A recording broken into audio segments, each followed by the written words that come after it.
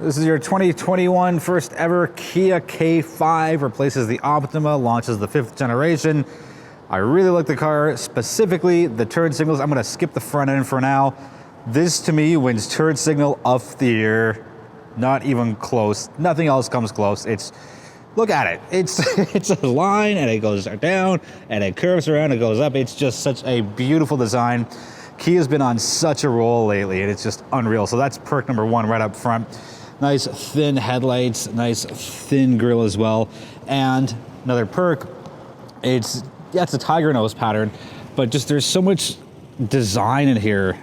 Yeah, those are kind of just dummies. I think it goes through and there's the air vents, but it looks so cool. And just the design, how it just arches in, and just kind of comes to a point right in the middle, looks really, really sharp. The color, wolf gray, it's probably one of the better colors Kia's put out in the last maybe 10, 15 years. It looks so sharp. There's a couple of other manufacturers that are kind of going with this gray as well. Mazda has their polymetallic gray. Not exactly like this, but still looks really nice. So with the K5, this is the GT line. Currently the top trim, there is a GT coming in, I think a couple of months, but anyways, let's focus on this. With the GT line, you get the black 5-spoke rims. And if you've watched any of my videos, you know these are my favorite type of rims, just simple 5-spoke. Doesn't matter to the silver accents around the side, but it's just nice and clean and looks really, really sharp. And there's a nice front quarter look, just how the turn signals go across the side as well. Full marks there, front end, really, really like it. LED turn signals in the side mirrors, a black mirror craps. Sorry, Kia, black mirror caps. Caps, gotta keep that in. There's a look at the side profile. It looks really, really sharp, and it kind of has that Stinger look to it. Not quite with the full fastback, because it's just a trunk that opens, not the entire glass part, but it still looks really sharp. There's kind of a floating roofline there, kind of like the Altima has from Nissan. And you can see there's that split right there with the silver piece right here, kind of just gives it that nice, cool floating look, and there I am in the reflection. I'll give you a rear quarter look just to kind of illustrate that a little more. It looks really, really sharp, and yes, this has the panoramic sunroof, so that's kind of why you see that black separation, the black part on top, the gray separation, body color, and that silver pattern, silver strip, and then the rest of the body color. So full marks on the design so far. Here's a letdown, big Irk. You know, you did so well with everything else, but you can be halogen turn signals. It to me just takes away from just how beautiful the back end is designed. Like, look at the lights, just that nice dotted pattern. It looks so sharp. You got the twin tailpipes, you got the diffusers right at the bottom. Everything about the rear end looks beautiful, even the tiny little thin black spoiler, but then, I know, the halogen turn signals just kind of kill it for me a little bit. Anyway, there's your badging, says K5, the GT, and all of the K5s are all-wheel drive. Let's open the trunk, little push right there. And there it is. So it is it is not a power trunk because there's no power buttons to close it. And here's another Irk. There's no handles here, or here. So it's, I know, on a rainy day like today, like I don't want to get my fingers wet. Yeah, I know, first world problems, but like it's just, I don't know, like give me something to close it with. And I don't want to put my hand here because I don't want to touch the mechanism. I guess I just did, but you know, I don't want to use it to close it. So anyways, it's a bit of an Irk there. Another small Irk. You got to pull these little tabs here to pull the rear seats down. I don't know, it's kind of outdated technology for me, but barring that, the rear end looks absolutely beautiful, minus that little non-LED turn signal. Anyways, that's it for the outside. Let's get inside. Starting with the rear seats of the K5, your heated seats for outboard passengers on the GT line are right there, and there's a window switch there. A little bit of fake wood, not a big fan. Seats are okay. They're rear seats, and the outboard passengers will be comfortable. The middle person, because of that, not so much. Perk, 2 USB ports back here. Well done, Kia. There's 2 up front as well, so 4 out of the 5 passengers have it. However, there is wireless charging, which I will get to in a minute, so technically all 5 passengers can have power. All right, so let's go with the perk. The windows fold, so the mirrors fold in. There's your switch right there. I wonder if it'll work with the key out. Oh, it will. Interesting. All right, so that's great if you're in a tighter parking spot like an underground garage or somebody parks terribly beside you when you're in a parking lot. I don't like this. It's intrusive, it sticks out. To me, it's absolutely pointless to even have it. And as soon as I get through the seats, I will show you why. Side bolsters are right here, and they are fantastic, and they're thick, and they're firm. They keep you in place. Side bolsters, not bad. Not perfect, but not too bad. Let's get to this little door knobby thing, whatever it is. All right, so yes, everyone is supposed to drive with their left foot on the dead pedal. Let's call it what it is. Not everyone drives like that. You put your knee up and this and that, or you move it around, or you whatever. Anyway, this just gets in the way. It's hard, it's plastic, and it's very uncomfortable. Like you can see the edge of my knee is right up against it, and it's just, it doesn't do anything. In my infinite knowledge and wisdom, it just, get rid of it. Smooth it out, just toss it. Cool speaker cover pattern. I really like that. It's only 6 speakers in this one. The upcoming GT, not GT line, has a 12 speaker system. But anyways, I digress about that. Lights, lane centering, traction control, and your trunk. I love that they went minimal on this so that there weren't any blanks. So big perk there for actually thinking about design and kind of shrinking things down instead of putting a bunch of panels, keeping some of them blank. Again, this being the GT line, this has the GT line badging at the bottom of your flat bottom steering wheel. See how my knee can just kind of nicely slide there. Makes ingress, egress much easier. So let's fire this up. Start, stop button is right there. I'll give you a look. Cool little system check. So I have the Sounds of Nature on. I'm going to get rid of that for a second, show you that a little later on. So 3 trims so far. EX, LX, and then this is the GT line. The GT will have the beautiful full digital dash like a Hyundai Sonata has, but because it wasn't available in November, which is when I'm filming this, on the press fleet, we have the analog on the outside and digital in the middle. Sorry, it's okay. It's a nice layout. I'm not gonna knock Kia for that, but I would have really liked to have the GT just to see if they use the exact same one they used in the Sonata. And, you know, they can still get through all your information fairly quickly. Everything does what it's supposed to do. So that takes care of that. No heads-up display on this trim. I believe there's a heads-up display on the GT line. Fake wood, I think it just kind of cheapens it. Just doesn't look good for me. Irk on that side. All right, here's a perk. The big, massive, beautiful infotainment system. Look at it, it's just beautiful. And actually, this is exactly where I am. It doesn't show the street names in this specific setting of the screen, but you just swipe to the left, and that's how you get to all your different information points. Oh, the sun came out just in time to intrude on my video. I love this. I love the old, fluorescent light, the bulby thing. As a guitar player, this looks like the tubes in my amp. So it just looks really, really sharp and just so cool. And yeah, it just lights up as it goes, and depending on what you have there. So the audio side of it is really, really sharp, really, really cool.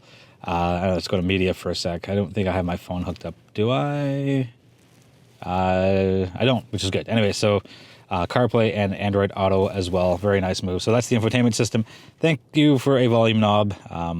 Yeah, and your nav volume and your favorites button is right there. This is a cool little design. I'm not usually one for things that don't appear very often, but at the bottom of each vent, so there's one there, over here on the driver's side, and then way over there, let's zoom in, on the passenger side. So pretty nice there. I love this. It's so simple. It's so Kia. Nice touch buttons. Just, you can't go wrong with that. And there's a little light for each one. And of course, there's an off button. You'd think this is your wireless charging. You are wrong. It's just a cool, awesome, functional storage bin, and it's so good. There's your 2 USB ports right there. There's a 12 volt with a cap on it. So I'll get to the wireless charging in a sec. Get rid of that little microphone bag. Got your cup holders, got your gear shifter. The gear shifter is kind of peculiar. It's kind of old school with it being a cylindrical pattern, and then you push that in. I like it. Yeah, I'll give it a perk. Anyways, and then you just do that, and that's how you get over left and right to get into your semi-manual mode. Oh, quick look at the pedals, because they're really sharp. You get the nice aluminum pedals here. Nice move there. All right, 1, 2, 3 blanks out of 6. Out of 5, sorry, where's my math? So anyways, auto hold and your parking brake. Following along with the kind of semi-cylindrical pattern, heated seats, cool seats are kind of the same way, and it's kind of Stinger-esque as well. Cooled seats do come on the GT line. We better look at that. So it lights up orange for heat and you look at that? Yeah, there's blue for the cooled seats. Heated steering wheel, get your different drive modes. We'll touch more on that in the driving portion. Let's take a quick look now, though. So smart and... Smart, oh, lost it. Smart, normal, sport, custom, and snow. And as well, your drive modes show up in the infotainment screen as well. Just kind of let you know what's what and what's going on. Here's your wireless charger. It is so cool because it's here, and then the phone actually dips down into here, so you only see pretty much, like, I guess, 30% of your phone. So it's not a visual distraction, and I love that Kia did that. It is such a smart and clever move, and that the light shows up when it is actually on and activated. Another perk, big, massive panoramic sunroof, lets all sorts of light in, even with a dark roof liner. I'll kind of show you that. So you get your front window, you get your rear window, and you have all sorts of lights. So it's a really nice place to be. Very comfortable setting. Not a big fan of the piano black here because you're touching it through these little these buttons. So not really a big fan. Let's do the drive in the 2021 Kia K5. I kept saying 2020, and I think this is take 7. So 2021 Kia K5. Under the hood, it's a 1.6 turbo 4. And horsepower comes in at 180, and your torque comes in at 195, and it's all through an 8-speed automatic transmission. And yes, it is all-wheel drive.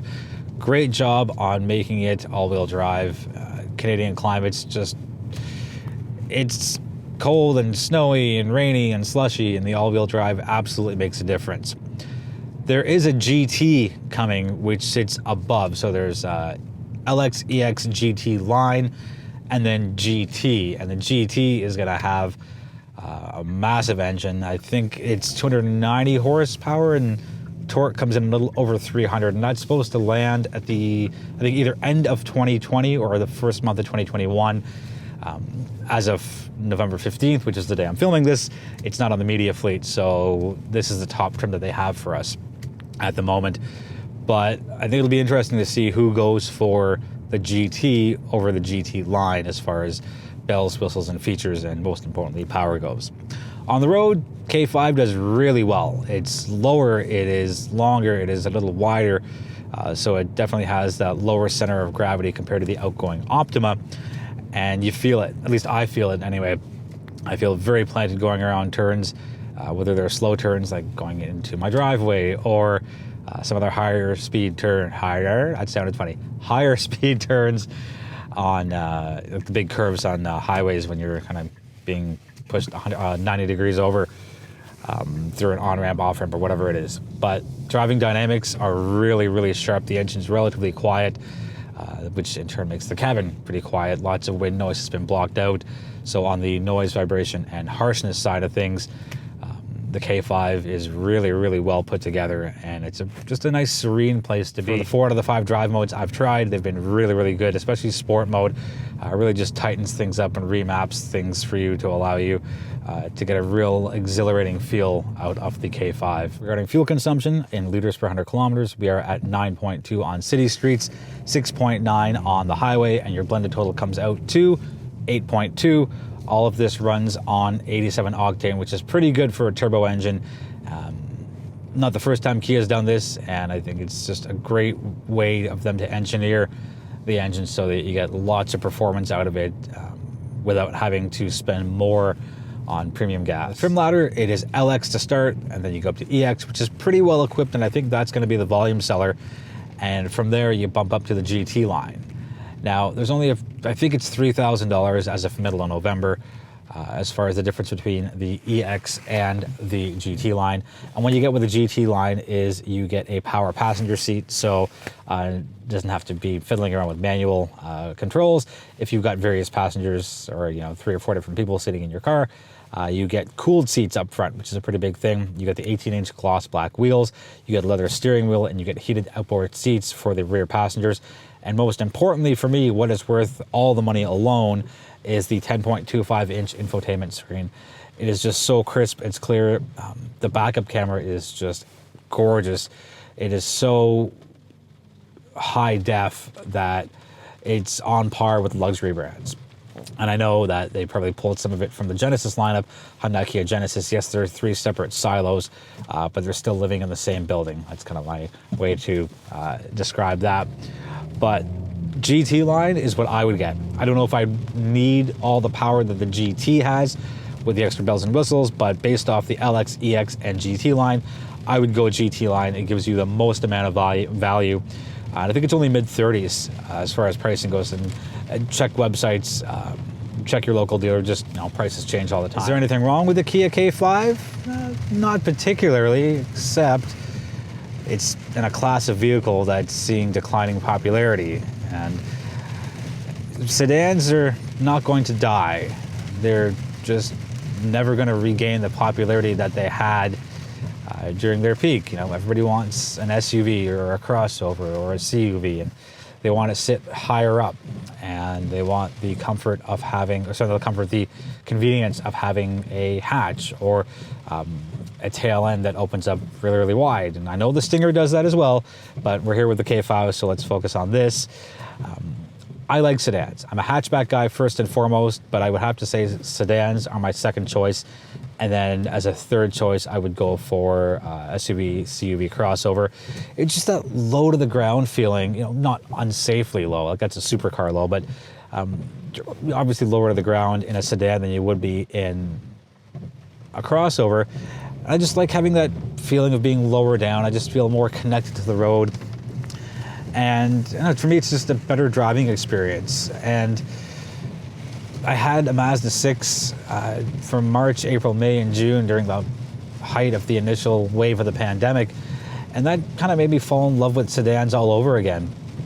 And I think that's why I've got such an appreciation for the Sonata, for the K5, for the Accord, for the Altima. And the K5 it's so well put together. It's only been a week. The true test of any car is its longevity. But for the week that I've had it, the seating position is very comfortable. All of the things I need on a daily basis are close by. So the infotainment system, easy to navigate, easy to pull information out of. Steering wheel controls, same thing. Drive modes, also just right behind the gear shift here. So right down there. Everything's where it needs to be, and there's no real fishing for things. If you've got any questions on the vehicle, let me know in the comments, and I'll do my best to get you answers as soon as possible. Feel free to subscribe if you haven't already, or tell a couple of friends or people who you're in contact with if you think they might be interested in hearing me talk and watching my face and sometimes making funny flubs as I go along. Again, thank you so much for watching. I really appreciate it. Be well, be healthy, be safe, and I'll be back sooner than later with my next review.